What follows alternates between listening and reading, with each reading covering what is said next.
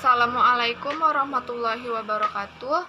Saya Siska Alia Damayanti dengan NIM 0503212079, jurusan Perbankan Syariah 1E dengan mata kuliah Wahdatul Ulum, dosen pengampu Bapak Ahmad Muhaisin. Saya akan menjawab soal UAS yang telah diberikan oleh Bapak Muhaisin. Yang pertama, jelaskan apa itu mata kuliah Wahdatul Ulum. Yang kedua, jelaskan tujuan Wahdatul Ulum dan manfaat mempelajarinya. Yang ketiga, apa yang dimaksud islamisasi ilmu dan mengapa ia penting. Yang keempat, jabarkan secara singkat epistemologi ilmu dalam Islam. Yang pertama, apa itu mata kuliah Wahdatul Ulum? Wahdatul Ulum terdiri dari dua kata, wahda dan ulum. Wahda berasal dari kata wahid yang maknanya kesatuan dan penyatuan. Ulum bermakna jamak dari kata al-ilmu yang artinya beberapa ilmu. Wahdatul ulum artinya gabungan dan persatuan dari beberapa ilmu. Wahdatul ulum menjadikan yang empiris dan metafisis sebagai ontologi ilmu, sehingga ia menyatu atau wahda. Maka dalam Wahdatul Ulum, sumber ilmu selain akal dan indera juga hati yang disebut dengan intuisi dan wahyu yang disebut dengan transendentalisme. Yang kedua, tujuan Wahdatul Ulum dan manfaat mempelajarinya. Tujuan Wahdatul Ulum, yang pertama, mengetahui apa itu Wahdatul Ulum. Yang kedua, mengetahui latar belakang Wahdatul Ulum dijadikan sebagai konsep integrasi Islam dan sains. Yang ketiga, mengetahui konsep Wahdatul Ulum sebagai integrasi Islam dan sains. Yang keempat, mengetahui strategi penerapan Wahdatul Ulum sebagai konsep integrasi Islam dan sains. Yang kelima, mengetahui apakah Wahdatul Ulum dapat menjadi tantangan masa depan.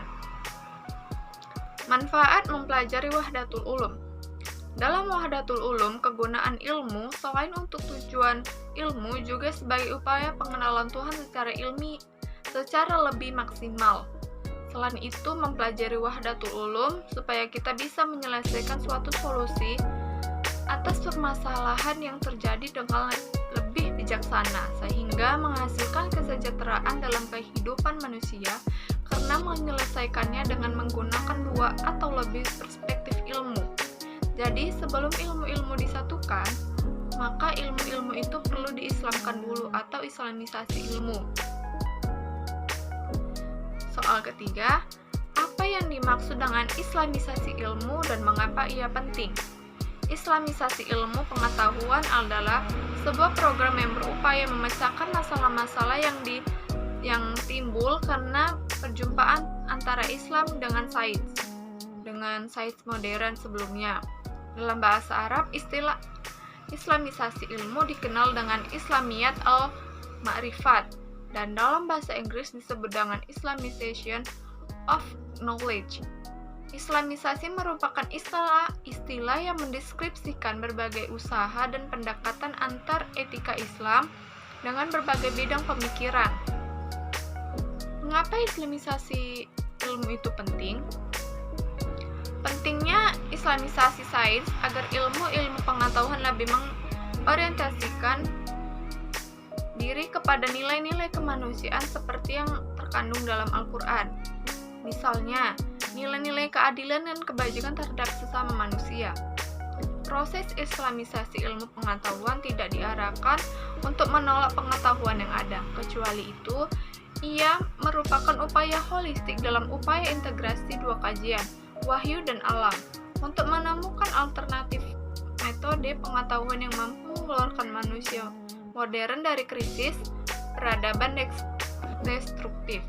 Perlibatan aspek wahyu dalam metode pengetahuan sebagai proses islamisasi berbanding terbalik dengan metode yang berkembang di kalangan ilmu barat. Yang keempat yaitu epistemologi ilmu dalam Islam. Epistemologi ilmu adalah rangkaian dari ontologi atau ilmu tentang apa, berbicara tentang definisi. Epistemologi atau ilmu tentang bagaimana, berbicara tentang menemukan sesuatu atau solusi, dan aksiologi. Permasalahan epistemologi dalam filsafat Islam tidak dibahas secara tersendiri. Akan tetapi, begitu banyak persoalan epistemologi dikaji secara luas dalam pokok-pokok pembahasan filsafat Islam, begitu pula hal-hal yang berkaitan dengan epistemologi banyak dikaji dalam pembahasan tentang akal, objek, akal teoritis dan praktis, wujud pikiran, dan tolak ukur kebenaran dan kekeliruan suatu proposisi. Dalam perkembangan filsafat Islam, epistemologi menjadi suatu bidang disiplin baru ilmu yang mengkaji sejauh mana pengetahuan dan makrifat manusia sesuai dengan hakikat, objek luar, dan realitas eksternal. Dinamika epistemologi dalam pemikiran keagamaan di dunia Islam telah berlangsung sejak periode klasik 650 sampai 1250, periode pertengahan 1250 sampai 1800, dan periode modern 1800 sampai dengan sekarang. Periode perkembangan pemikiran modern sebagai periode ketiga dipandang sebagai periode kebangkitan kembali umat Islam setelah tenggelam selama abad pertengahan. Namun demikian, kehadiran modernisme telah menyebabkan respon yang beragam dan memunculkan ketegangan di kalangan umat Islam. Dalam perspektif epistemologi Islam, tidak dikenal adanya dikotomi antara ilmu agama dengan ilmu non-agama atau umum. Ilmu adalah ilmu, ia berasal dari sumber yang sama, kemudian berkembang sesuai dengan wilayah objeknya masing-masing, baik menyangkut objek material maupun objek formal. Ia terus bersentuhan dengan fenomena alam, manusia, dan apapun yang berada di luar keduanya. Melalui persentuhan itulah ilmu pengetahuan terus berkembang memasuki ruang sejarah dari waktu ke waktu.